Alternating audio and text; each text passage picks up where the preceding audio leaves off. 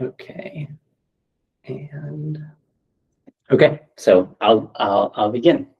Fellow Toastmaster members, Toastmaster guests, and my fellow volunteers, what if the next time you go on vacation, you leave a lasting impact, one that remains years after you've gone home, one that you think about when you're falling asleep, and one that the locals welcome you back anytime? I want you to think about the most recent vacation you went on. Some of you may have brought back a souvenir, which you put in a special place to remind you of a special experience. I want you to take a moment and think about that souvenir. What was it? What does it remind you of? And if you feel compelled, share it in the chat. I'm no different. I love a good souvenir. In fact, the first time I traveled to Costa Rica, I got one myself. We went there to scope out a wedding venue, and my fiance and I will get married there in February. It's surrounded by 80 of our closest family and friends. And while we spent the day doing an adventure park activities, zip lining, mud baths, horseback riding, all the outdoors activities, at the end they had this little shop where I bought the handmade vase. Well, this most recent trip to Costa Rica was an entirely different experience. Myself and 9 other volunteers signed up for a 1-week trip through the organization Surf for Life. Their mission is simple yet powerful. The Surf for Life organization creates a cross-cultural volunteer experience focused on leaving a sustainable impact on the community that they travel to. So this time I brought back a different souvenir. It's this handmade bracelet, which I hope you can see it. It's made of San Pedro seeds and woven by a community that we met. And here's the story. Our group met this family at the top of a pretty steep hill that was accessible only by foot, off-road dirt bike, or the family horse. And one of the volunteers brought a dozen of knapsacks, each one filled with a soccer ball and an air pump for the children of this family. We hiked for 45 minutes to get to the family estate and spent the next couple of hours playing soccer and mingling, doing a little shopping at their tiny handcrafted shop that they're working on, things like the San Pedro bracelet and a satchel. But we had a departure time that was determined by the sun setting. There was no street lights or paved paths on these roads, and there was a stream flowing through the route about halfway through the hike. So we had to get home before it got truly dark.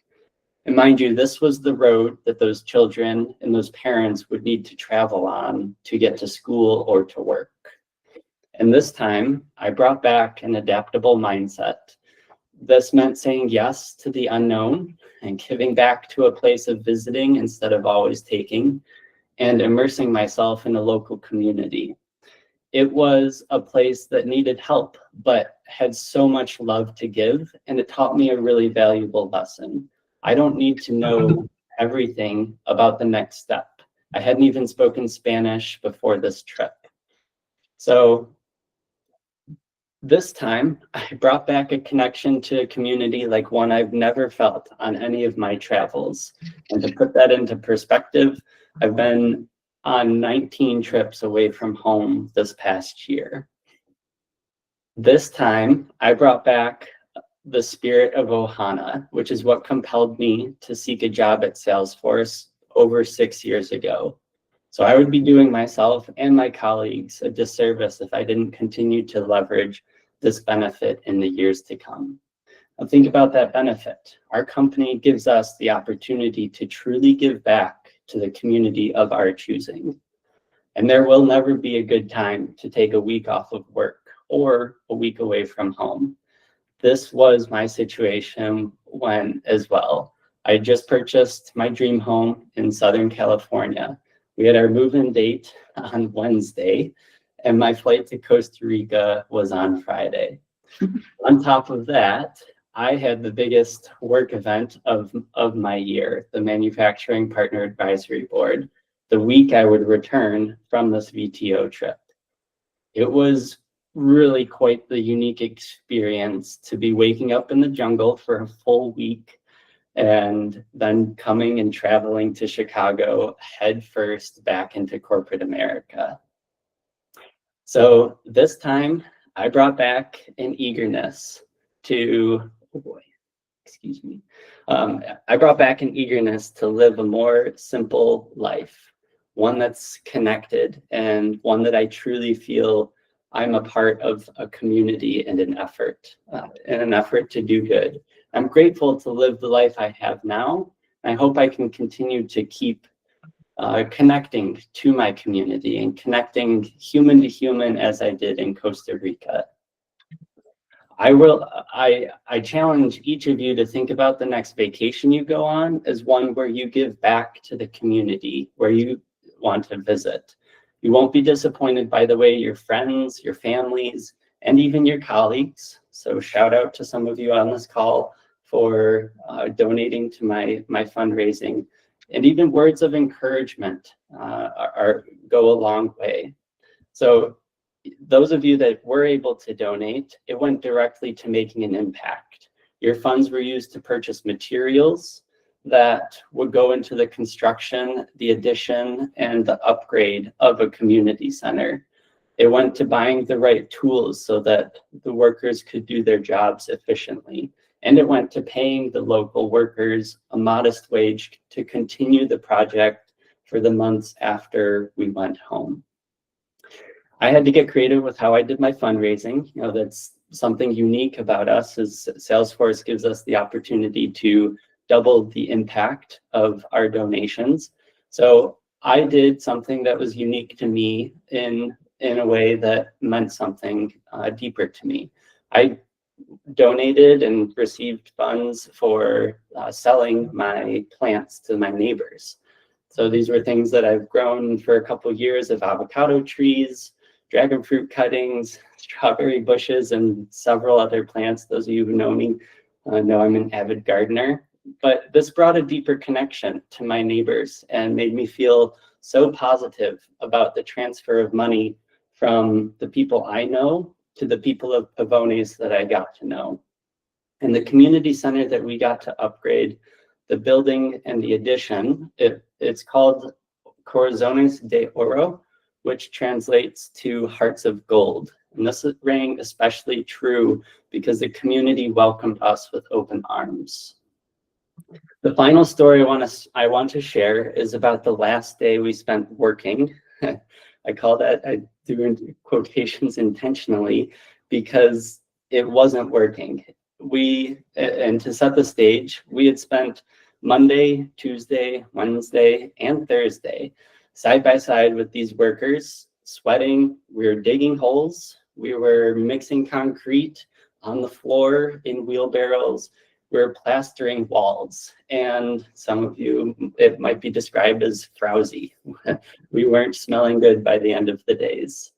But there was always laughter and lightheartedness in the air whenever you would look around. At the same time, we were navigating a really strong language barrier between us and the locals. I didn't speak any Spanish before this trip.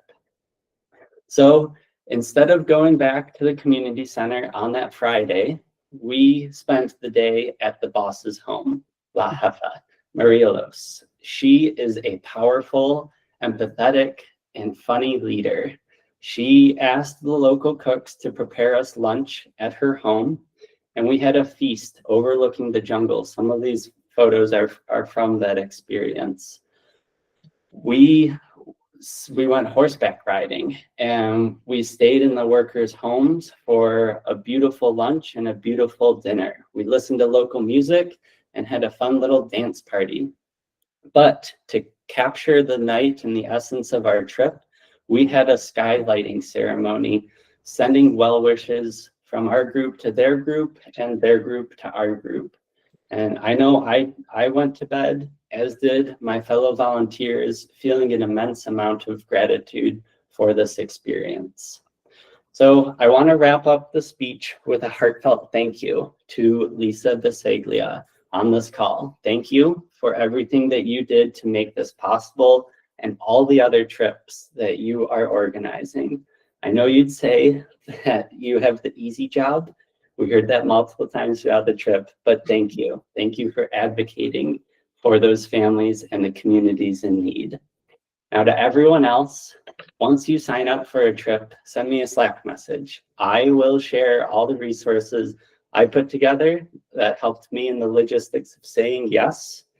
And there's also a wonderful team within the Surf for Life organization that helps you navigate all of the nuances and questions that you could possibly have. Sierra was a lifeline for me and my fellow volunteers.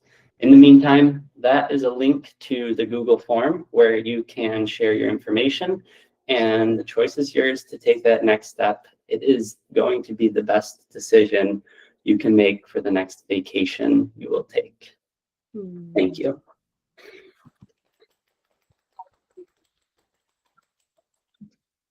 Great job, Peter. That was such a fantastic speech. I think that might, well, thank you, thank you. It was a trip of a lifetime. I am so happy to have had that experience. It sounds incredible, and just the passion that you talk about it